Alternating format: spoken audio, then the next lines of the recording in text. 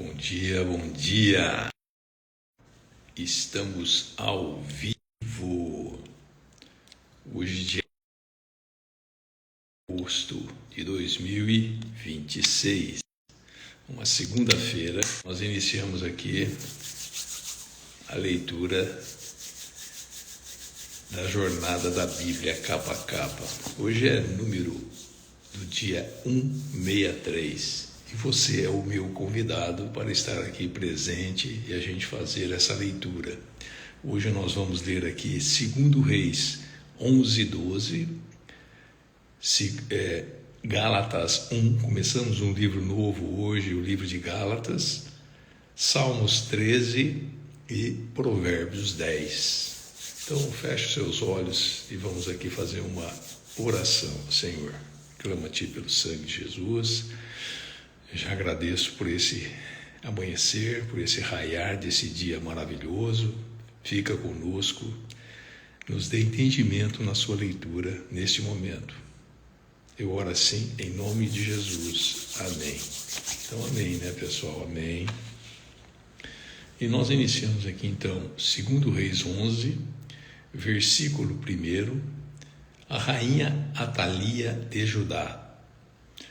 Assim que Atalia, mãe do rei Acasias, soube da morte do filho, deu ordem para que todas as pessoas da família real fossem mortas. Somente Joás, filho de Acasias, escapou.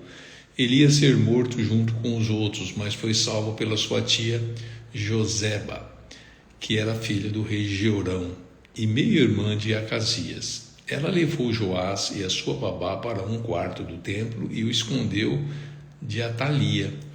Assim, ele não foi morto. Durante 6 anos, Joseba cuidou do menino e o conservou escondido no templo, enquanto Atalia era rainha. Mas no 7º ano, o sacerdote Joiada mandou chamar os oficiais encarregados dos guardas-costas, dos guardas do palácio, e disse que viesse ao templo. Assim, ali ele fez com que jurassem concordar com o que ele havia planejado fazer. Então lhes mostrou Joás, o filho do rei Acasias, e deu a eles as seguintes ordens: quando vocês ficarem de serviço no sábado, a terça parte deve guardar o palácio, a outra terça parte deve ficar de guarda no portão sul, e a outra terça parte deve ficar no portão atrás dos outros guardas. Os 2 grupos que deixarem o serviço no sábado ficarão de guarda no templo para proteger o rei. Vocês devem guardar o rei Joás com as espadas na mão e ir com ele a qualquer lugar onde ele for. Qualquer pessoa que chegar perto de vocês deve ser morta. Os oficiais obedeceram à ordem de Joiada e levaram a ele os seus soldados, e isto é, os que saíam do serviço no sábado e os que entravam no serviço no sábado. Joiada entregou aos oficiais as lanças, os escudos que tinham sido do rei Davi e que haviam ficado guardados no templo. Ele pôs os soldados armados com espadas por toda a frente do templo para protegerem o rei. Então Joiada levou Joás para fora, colocou a coroa na cabeça dele e lhe deu uma cópia da lei. Aí Joás foi ungido e apresentado como rei. O povo bateu palmas e gritou: "Viva o rei!"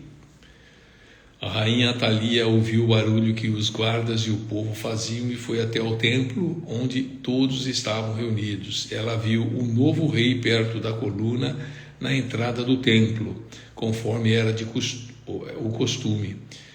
Ele estava rodeado pelos oficiais, pelos corneteiros e por todo o povo.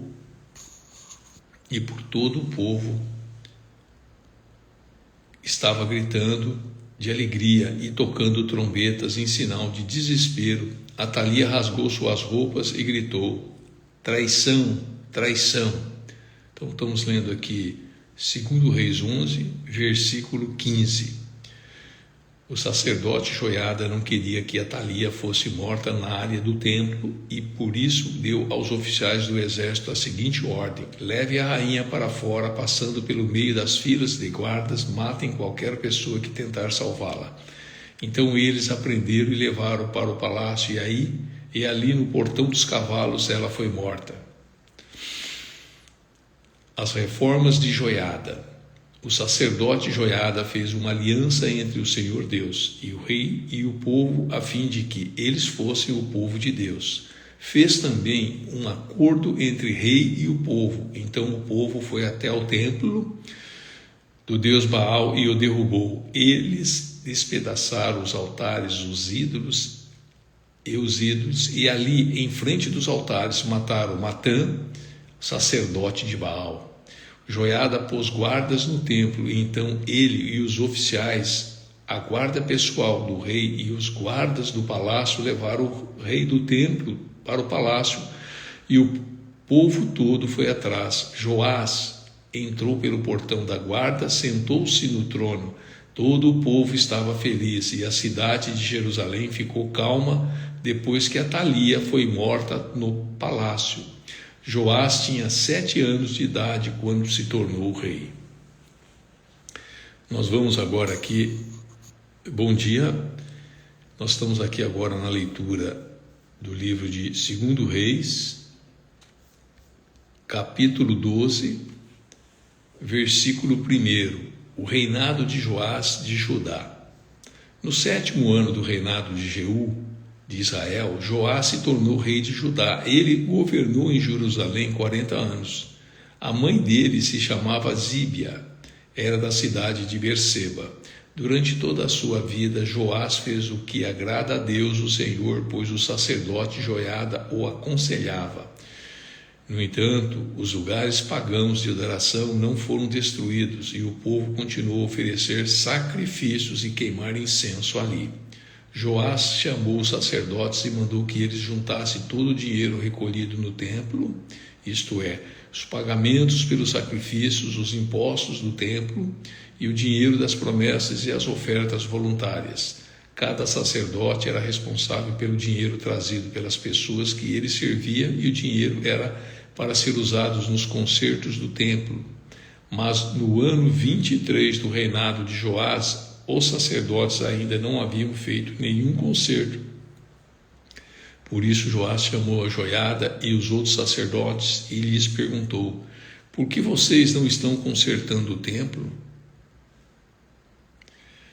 De agora em diante não fique com o dinheiro que receberem, mas entregue para que os concertos possam ser feitos. Os sacerdotes concordaram com isso e também concordaram em não ficarem encarregados de fazer os concertos do templo.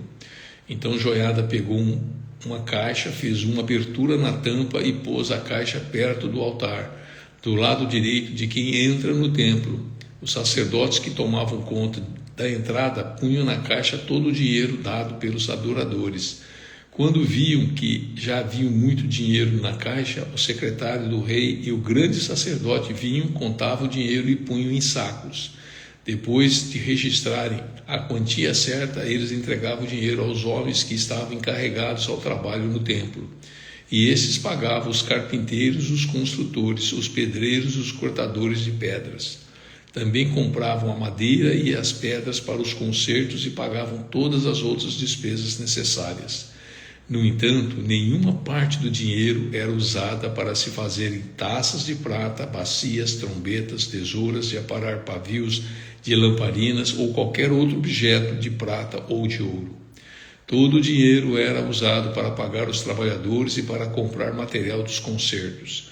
Os homens encarregados do trabalho eram honestos em tudo e por isso não havia necessidade de pedir que prestasse contas do dinheiro. O dinheiro das ofertas para tirar culpas e das ofertas para tirar pecados não era colocado na caixa, mas ficava com os sacerdotes. Nessa época, o rei Azael da Síria atacou a cidade de Gate e a conquistou. Depois resolveu atacar Jerusalém.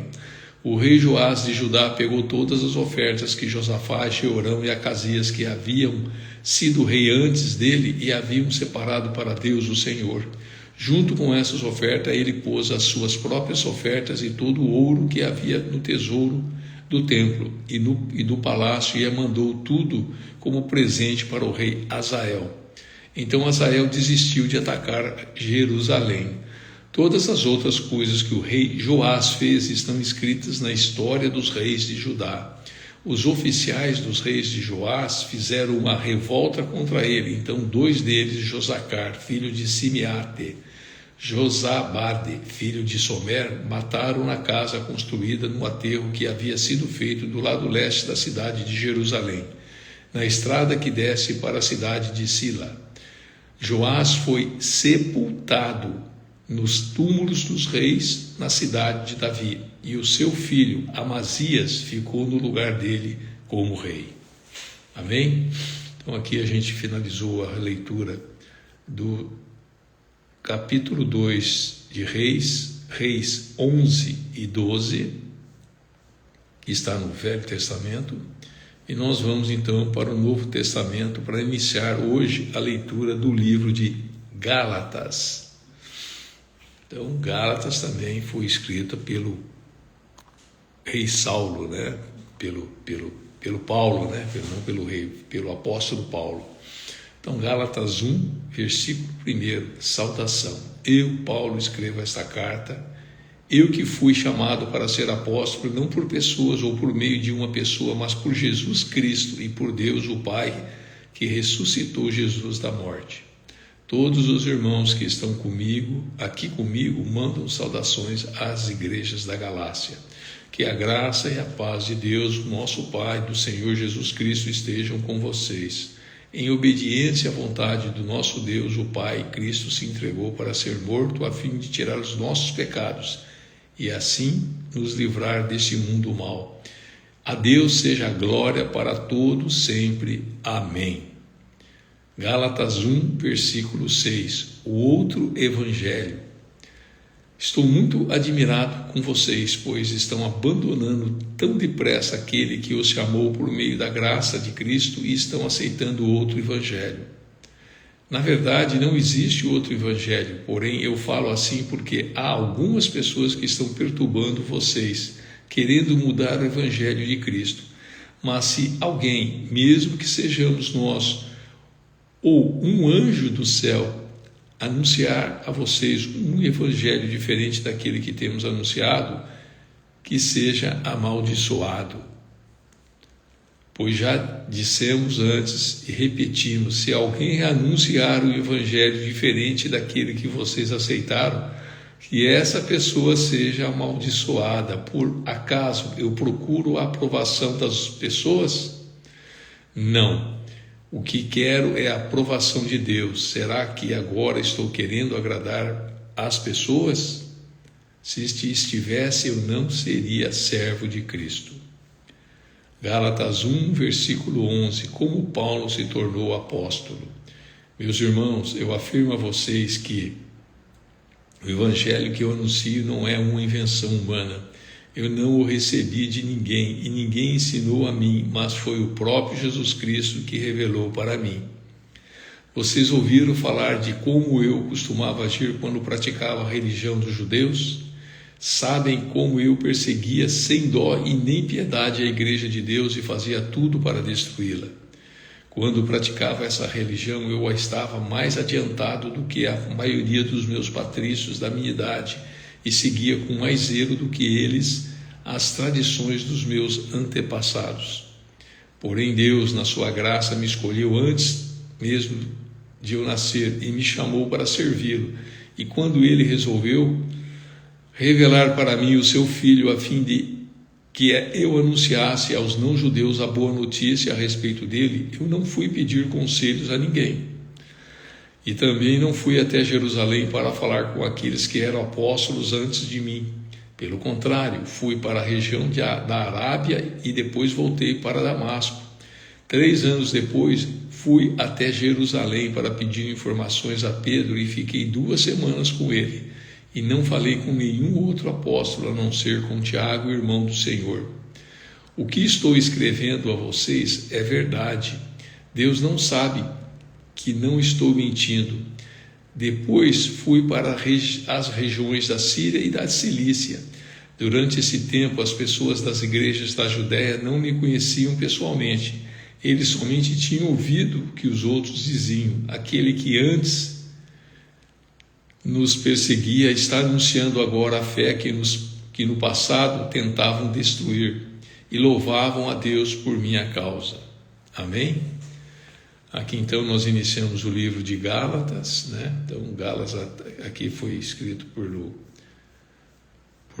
Paulo, né? Pelo apóstolo Paulo. E é interessante que nesse livro de Gálatas aqui, Paulo inicia a carta demonstrando a preocupação, porque muitos estavam abandonando o verdadeiro evangelho. E aqui nós vamos então para o devocional, né? O nosso devocional, ele está agora em Provérbios, em Salmos, e Salmos que nós vamos ler aqui é o Salmos de número 13. Salmos 13. Confiança no amor de Deus.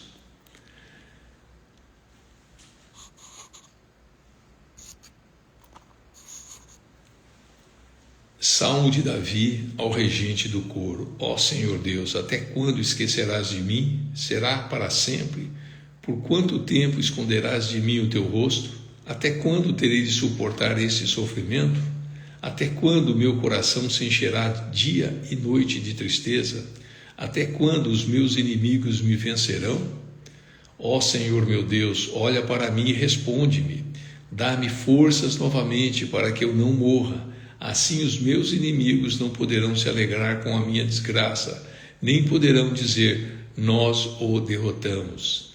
Eu confio no teu amor, o meu coração ficará alegre, pois tu me salvarás. E porque tens sido bom para mim, cantarei hinos a ti, ó Senhor. Amém, né? Salmos 13, do Salmos 13, então a gente vai para Provérbios, o devocional de número 10, né? Hoje é dia 10 e nós vamos ler Provérbios 10, né? Então, só para lembrar vocês que essa leitura do dia 163, o Provérbios 10, ele encerra o convite à sabedoria, que começou no capítulo 1 e vai até o 10, e no Provérbios 10, que tem 32 versículos, nós vamos aqui ver os provérbios de Salomão. Versículo 1: Filho sábio é a alegria do seu pai, mas o filho sem juízo é a tristeza da sua mãe. Só para lembrar que onde aparece pai aqui significa disciplina, e onde aparece mãe significa educação. O filho sábio é a alegria do seu pai, que deu a disciplina, mas o filho sem juízo é a tristeza da sua mãe, que deu a educação. Aquilo que se consegue com desonestidade não serve de nada, mas a honestidade livra da morte. O Senhor Deus não deixa que os bons passem fome, mas impede os maus de conseguirem o que tanto querem. O preguiçoso fica pobre, mas quem se esforça no trabalho enriquece. Quem tem juízo colhe no tempo certo, mas quem dorme na época da colheita passa vergonha. Os bons são abençoados, as palavras dos maus escondem a sua violência. Os bons serão lembrados como uma bênção, porém os maus logo serão esquecidos. Quem tem juízo aceita bons conselhos, quem não tem cuidado com o que diz acaba na desgraça. A pessoa honesta anda em paz e segurança, mas a desonesta será desmascarada. Quem esconde a verdade causa problemas, mas quem critica com franqueza trabalha pela paz. As palavras dos bons são uma fonte de vida, mas as palavras dos maus escondem a sua violência. O ódio provoca brigas, mas o amor perdoa todas as ofensas. Provérbios 10, versículo 13. A pessoa sábia diz palavras de sabedoria, mas aquela que não tem juízo precisa ser castigada. Os sábios guardam todo o conhecimento que podem, mas o tolo, quando fala, logo traz desgraça.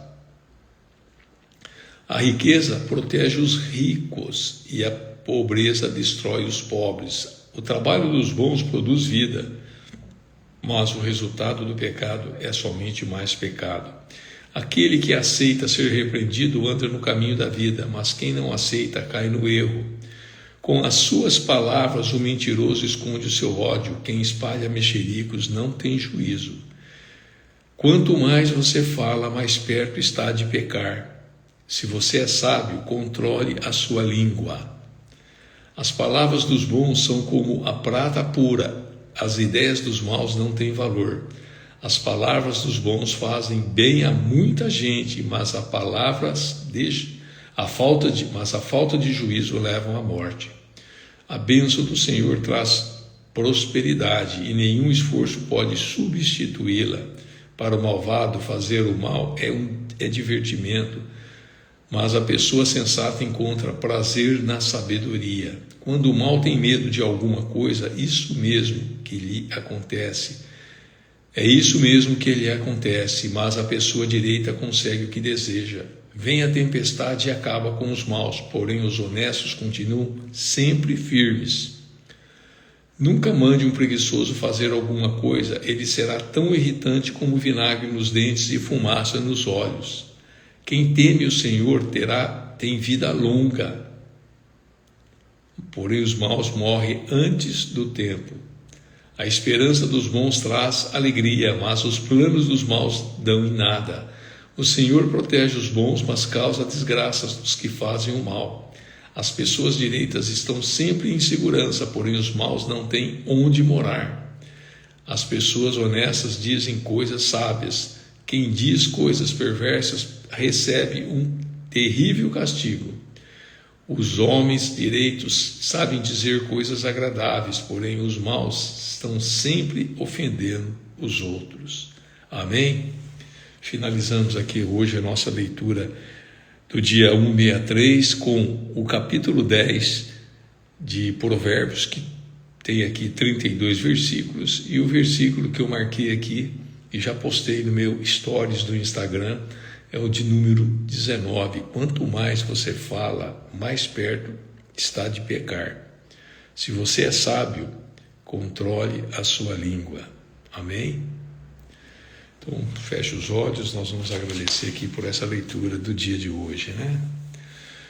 Senhor, eu te rendo graças, Senhor, porque o Senhor tem sido muito bom todos os dias. Todos os dias o Senhor está aqui, nos permitindo a fazer a tua leitura. Todos os dias está aqui colocando algumas pessoas para estar participando dessa live aqui da leitura da Bíblia capa a capa. Que o Senhor possa estar abençoando essas pessoas que irão assistir, Senhor.